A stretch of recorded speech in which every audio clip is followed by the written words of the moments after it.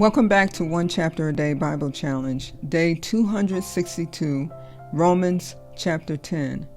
Brothers and sisters, my heart's desire and prayer to God for the Israelites is that they may be saved, for I can testify about them that they are zealous for God, but their zeal is not based on knowledge.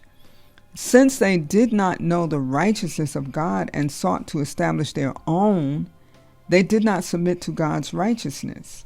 Christ is the culmination of the law, so that there may be righteousness for everyone who believes.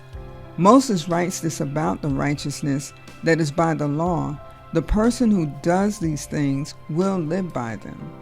But the righteousness that is by faith says, "Do not say in your heart, who will ascend into heaven," that is to bring Christ down, or who will descend into the deep, that is to bring Christ up from the dead.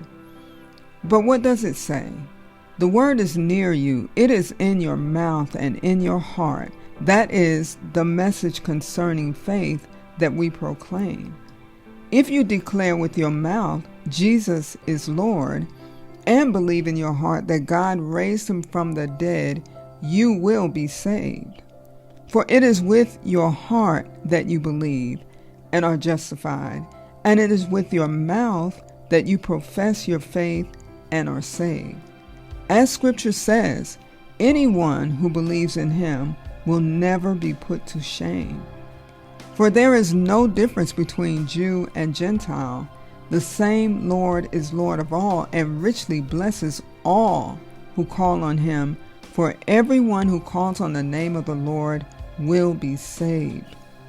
How then can they call on the one they have not believed in? And how can they believe in the one of whom they have not heard? And how can they hear without someone preaching to them? And how can anyone preach unless they are sent?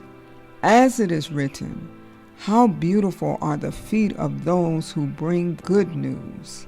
But not all the Israelites accepted the good news. For Isaiah says, "Lord, who has believed our message?" Consequently, faith comes from hearing the message, and the message is heard through the word about Christ.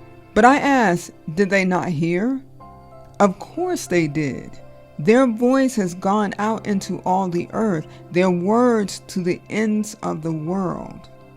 Again I ask, did Israel not understand? First, Moses says, "I will make you envious by those who are not a nation. I will make you angry by a nation that has no understanding." And Isaiah boldly says, "I was found by those who did not seek me.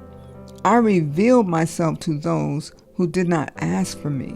But concerning Israel, he says, "All day long I have held out my hands to a disobedient and obstinate people."